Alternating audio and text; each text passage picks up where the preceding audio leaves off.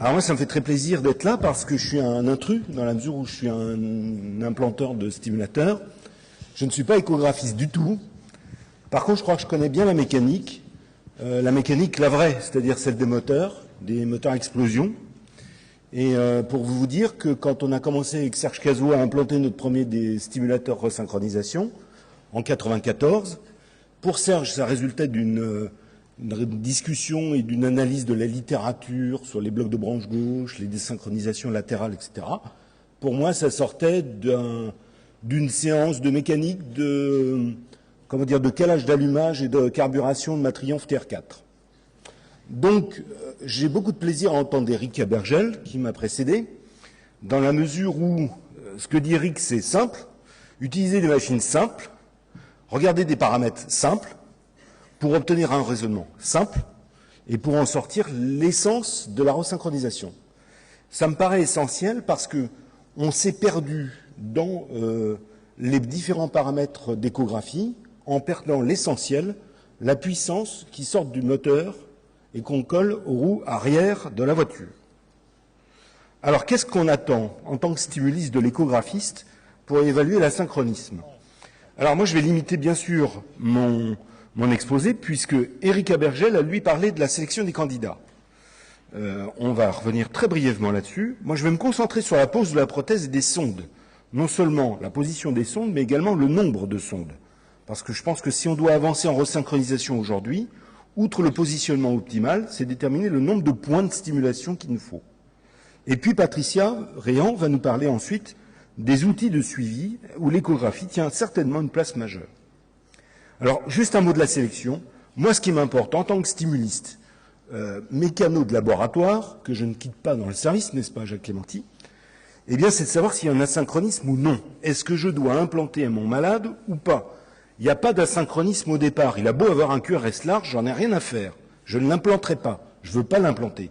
Ce qui m'intéresse, c'est savoir d'où je pars au plan mécanique et à quoi parvenir au plan mécanique après l'implantation. Donc ce qui m'intéresse, c'est le type de cet asynchronisme. On a des patients qui vont être améliorés parce qu'on a resynchronisé des parois ventriculaires désynchronisées au départ.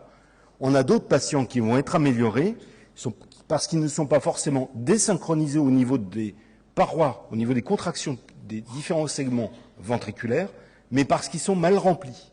Et c'est sur le remplissage que moi je vais agir davantage en essayant de ne pas dégrader la contraction ventriculaire.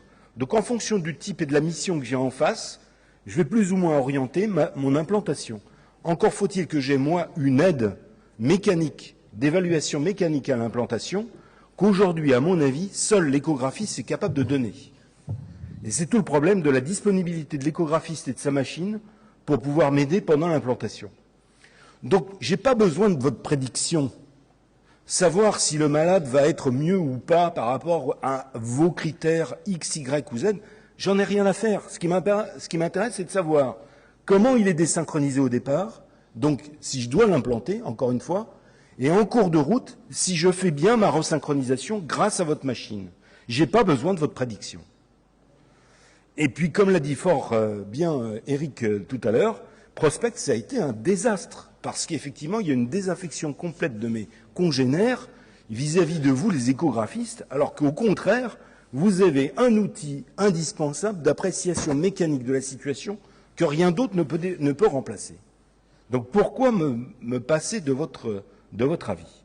Le suivi, j'insiste pas, donc, puisque c'est Patricia qui va l'aborder. Je ne reviens pas sur Prospect. Eric l'a parfaitement dit, ça a été le désastre, on n'a rien trouvé de cohérent. Ce qui compte, c'est l'association des différents paramètres de désynchronisation entre eux pour définir la nature exacte de la désynchronisation au départ. Alors moi, j'ai besoin de quoi pendant l'implantation? J'ai besoin d'un paramètre que vous me sortiez qui soit facile à mesurer pour vous. Vous n'êtes pas dans les conditions idéales. Lorsqu'on est dans un bloc opératoire, le patient est allongé sur le dos, il est hors de question qu'il se mette sur le côté gauche. Moi, ça va me gêner. Il y a le problème de stérilité, qui est aussi un problème. Donc, je veux une machine propre, avec un échographiste propre, des chaussures propres, qui se lèvent les dents le matin, et le reste avec. Et donc, j'ai besoin d'un paramètre qui me parle, qui me dise, je fais mieux lorsque je mets mes sondes, où je fais moins bien, et donc dans ce cas, je suis obligé de déplacer mes sondes. Quel est le paramètre possible? Il n'y en a pas beaucoup qui soit précis à mesurer, facile à mesurer, rapide à mesurer, et surtout qui soit reproductible. On a parlé de la reproductibilité là aussi tout à l'heure. C'est évident que c'est très important de savoir sur quel paramètre jouer. Alors pourquoi, avec Serge Cazot, on avait choisi le délai de préjection gauche qui, au bloc opératoire, est facile à mesurer? Moi, je ne suis pas échographiste, je crois que je serais capable de le mesurer de façon reproductible sans trop de difficultés. Si le ventricule est capable de générer, de démarrer une éjection plus rapidement, c'est parce qu'on a poussé plus fort sur le piston. C'est comme sur un moteur à explosion. Si vous augmentez le taux de compression, le nombre de bougies qui déclenchent la combustion, que vous calez bien votre avance à l'allumage, la course de piston va aller très rapidement. Plus la vitesse du piston est rapide, plus la puissance mesurée au roue arrière est importante. Pour moi, le préjectionnel, c'est la même chose. Plus ça va vite, plus ça pousse fort, plus l'éjection sera importante. Donc le préjectionnel gauche, pour moi, est un critère simple, rapide, facile à obtenir pendant qu'on met nos sondes. Le but, c'est de le raccourcir au maximum. Je passe sur ce qu'a dit Eric. Avec Serge Cazot, on avait essayé d'utiliser ce paramètre en paire opératoire systématiquement chez une série de 92 patients, soit des patients qui étaient déjà resynchronisés, qui avaient ensuite échappé à la resynchronisation et qu'on essayait d'améliorer en ajoutant une sonde supplémentaire, soit des malades qui étaient déjà stimulés dans le ventricule droit pour une indication de conduction en insuffisance cardiaque majeure et qu'on voulait améliorer ce plan hémodynamique, soit des patients qui rentraient dans le cadre de l'indication princeps de la resynchronisation. On a eu donc 92 patients, le plus souvent assez âgés, qui étaient symptomatiques malgré le traitement médical optimal, avec presque une moitié d'ischémique, une fraction d'éjection de 30% en moyenne, un QRS relativement large, mais on ne s'en inquiétait pas du tout, et le plus souvent rythme sinusal. Et donc on a regardé, on s'est basé uniquement sur la mesure du délai de prééjection pour savoir où placer la sonde ventriculaire droite, celle qui est la plus facile à poser par rapport à la sonde ventriculaire gauche, dont la position est déterminée par l'anatomie du sinus coronaire, laquelle est individuelle et très difficile d'un patient à l'autre. Donc on bougeait la sonde dans le ventricule droit, on essayait d'obtenir en biventriculaire le délai de prééjection gauche le plus court possible, et si ça ne nous plaisait pas, c'est-à-dire si on raccourcissait peu ou pas le délai de prééjection, on rajoutait une deuxième sonde ventriculaire droite et on recommençait à déplacer la sonde ventriculaire droite dans une configuration de stimulation triple ventriculaire pour obtenir le délai de prééjection gauche le plus court possible. On est arrivé à 60% de configuration triple ventriculaire à la fin. Ça nous a permis de savoir que, 1, c'était un paramètre utilisable, 2, que c'était facile. On avait en moyenne 30 minutes de durée d'implantation supplémentaire par rapport à une durée moyenne de 2 heures. Je n'ai jamais été un très rapide, y compris en voiture, malgré ce qu'on croit. Deuxièmement, ça nous a permis de voir qu'on arrivait à améliorer le rapport prééjection-éjection selon les vieux principes des phonomécanographistes des années 60 et 70, qui était quand même un paramètre utilisé très largement et accepté comme tel, qui a été ensuite retrouvé en échographie. Et troisièmement, ça nous a permis de déclencher un protocole multicentrique dans une première étape sur un petit nombre de patients et actuellement sur un autre protocole en cours qui est beaucoup plus ambitieux, mais basé toujours sur l'utilisation de l'écho en paire opératoire pour raccourcir au maximum le délai de prééjection gauche et obtenir ainsi des temps de contraction les plus courts possibles qui seraient le témoin d'une contraction globale la plus efficace possible en espérant que ceci s'exprime au plan clinique ultérieur. Juste dans l'étude des 92 patients, bien sûr, le délai de prééjection gauche s'était raccourci dans la configuration finale, puisque c'est ça qui drivait l'ensemble des autres paramètres, mais on avait vu qu'en même temps, on arrivait à tirer vers le meilleur les autres paramètres globaux très simples dont a parlé Eric Abergel juste avant, c'est-à-dire des temps de remplissage plus longs, des recouvrements plus faibles, une moindre régurgitation mitrale, et puis des durées de contraction isovolumétrique qui soient raccourcies, ainsi qu'au niveau de la relaxation isovolumétrique. Alors l'étude Météore, justement, a suivi cette étude Princeps qu'on avait fait avec Serge Cazot, et qui avait pour objectif d'essayer de voir quelle était l'expression clinique de ce principe d'implantation péropératoire, d'utilisation péropératoire de l'échographie.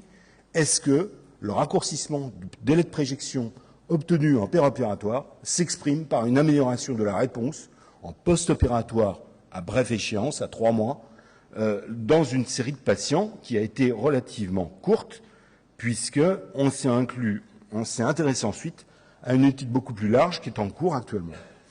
Alors, il y a eu que 29 patients, mais ça a été assez instructif quand même, parce que, au lieu que ce soit monocentrique, cette fois-ci, ça a été polycentrique. Il y a eu plusieurs centres quand même qui ont travaillé ensemble au niveau français. Autant d'ischémiques que d'idiopathiques, un âge moyen qui était un petit peu moins important que dans notre étude Princeps, une fraction d'éjection, comme vous voyez, qui était très basse, des dilatations ventriculaires gauche majeures, toujours ce 160 environ de QRS, et puis une majorité de blocs gauche, quelques blocs droits, des indications avec PR un peu long, et puis quelques patients avec des troubles du rythme auriculaire. Un délai de prééjection gauche moyen qui était quand même long, 263 millisecondes. Alors, toujours pareil, on implantait les sondes à gauche, à droite, dans l'oreille droite. On posait la sonde ventriculaire droite toujours à l'apex, parce que le plus souvent, c'est un défibrillateur qu'on posait, et c'est la position classique de mise en place de la sonde de défibrillation. Et c'est la deuxième sonde ventriculaire droite qu'on déplaçait, soit en la mettant en antéro-mid-septal, soit au niveau du septum haut sous-pulmonaire. Et on pouvait ainsi tester différentes combinaisons de configuration de stimulation, quelques-unes étant bien sûr triple ventriculaire. Toujours là aussi dans la recherche d'une réduction majeure du délai de préjection gauche. Toutes les mesures étaient effectuées avec un DAV relativement court, en mode VDD, c'est-à-dire sur une détection de l'oreillette, et toujours avec un délai interventriculaire programmé à 0 millisecondes. Les acquisitions étaient peu nombreuses, et les différentes configurations étaient testées, toujours pareil, selon le critère de raccourcissement de délai de préjection gauche. Les tests n'ont pas pu être réalisés chez 4 patients parce que l'opérateur a été trop lent ou bien parce que ça a été trop difficile de manipuler la deuxième sonde ventriculaire droite ou bien parce que l'appareil d'écho était en panne. Et puis, tout a été testé correctement chez 23 patients, partiellement chez 22 parce qu'on avait des problèmes de positionnement de la deuxième sonde. Le temps moyen d'implantation est passé à 2h40, au lieu d'un taux moyen habituel de 2 heures environ. Et puis, on constate quand même qu'il a fallu moins de 40 minutes chez 19 patients, donc la plupart, pour obtenir la recherche de l'optimisation. Donc, ça réduit quand même globalement le temps d'implantation chez ces 19 patients. Donc, 25 patients vraiment avec des échos analysables. On constate que la différence le raccourcissement de délai de préjection gauche entre une configuration biventriculaire et triple ventriculaire est presque d'un tiers quand même, et que la meilleure position est mid-septale dans 15 cas, peut être sous-pulmonaire dans 7 cas, et que dans 3 cas, c'était la configuration biventriculaire simple avec la sonde à l'apex qui était optimale. Alors quelques résultats, je passe sur les gros chiffres, mais celui-ci est intéressant, à 3 mois en tout cas. Ce qu'on a constaté, c'est qu'on avait une bien meilleure réponse clinique que dans les taux habituels de 70%. On était à 87%. On se rapproche un peu des taux qu'Éric a signalés tout à l'heure, en parlant de prédiction, qu'on avait en gros 2 tiers de patients chez qui on avait une augmentation importante de la fraction d'éjection à 3 mois, et qu'on avait un peu plus de la moitié de patients chez qui les volumes ventriculaires télésystoliques étaient réduits de façon significative, avec des temps de remplissage allongés, avec des taux de régurgitation mitrale moindres et avec un taux de BNP qui s'était également réduit de façon significative. Donc voilà, moi je m'arrête là. Je suis un gars simple, je fais de la mécanique le week-end, je fais la même chose dans la semaine et j'essaye d'utiliser les mêmes principes dans les 2 cas, dans les 2 modèles. Et pour moi, le délai de préjection gauche est un paramètre simple à utiliser pendant l'implantation, où l'échographiste et son appareil devraient être là pour moi systématiquement, ce qui bien sûr aujourd'hui est pratiquement impossible du fait des taux d'occupation de vos machines et de vos emplois du temps. Vous ne pouvez pas vous permettre de passer autant de temps que nous dans les blocs, ce qui viendrait en plus de vos activités habituelles. Merci de votre attention.